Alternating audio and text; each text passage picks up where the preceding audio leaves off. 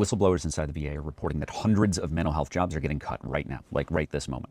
The Trump administration has created a massive number of vacancies in VA hospitals throughout the entire country, and they're simply eliminating all of those unfilled roles. Now, the Trump administration is going to use tricky language here. They're going to try to say like, oh, well, if these roles aren't being filled, the VA clearly doesn't need them. But there's very clearly a man-made, a Trump-made shortage of mental health professionals at the VA because of this hiring freeze. And that's in addition to the thousands of cuts that they made across the entire VA system.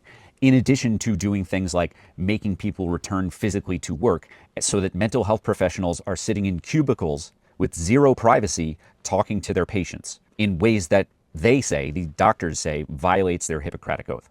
So through making the VA a miserable place to work, forcing people out, creating a hiring freeze, and then getting rid of all of the open positions, the Trump administration is gutting VA mental health services. What they are doing right now is going to have impacts on countless veterans for years.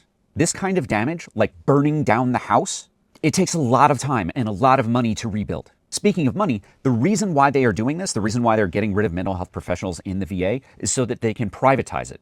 Now, I know a lot of people hear bad things about the VA. I've gotten 100% of my healthcare at the VA for nearly 20 years, and I can promise you that I have better healthcare than just about anyone I know in the civilian world. So Donald Trump and the Republicans have been working on this project of privatizing the VA for a very long time.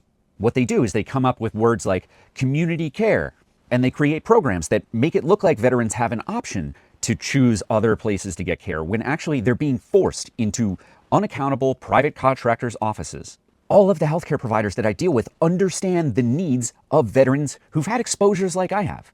Yes, everybody knows about things like PTSD and that kind of thing. But not every doctor, not every healthcare system in the private sector understands what, burn pits do to a person's body over time. Not every doctor in the private healthcare system is going to look at an old person and realize, oh, this is a veteran who probably went to Vietnam and they were exposed to Agent Orange, so I should check for all of these cancers. The VA as a government system has every incentive to heal veterans. There is oversight from inspectors general, from members of Congress. But Donald Trump and the Republicans, their donors only get rich if money keeps going into the private sector, where the only incentive is not to heal veterans, but to get as much money out of them as they can.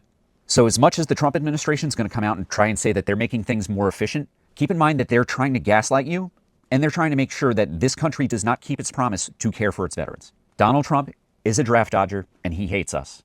Don't ever forget it.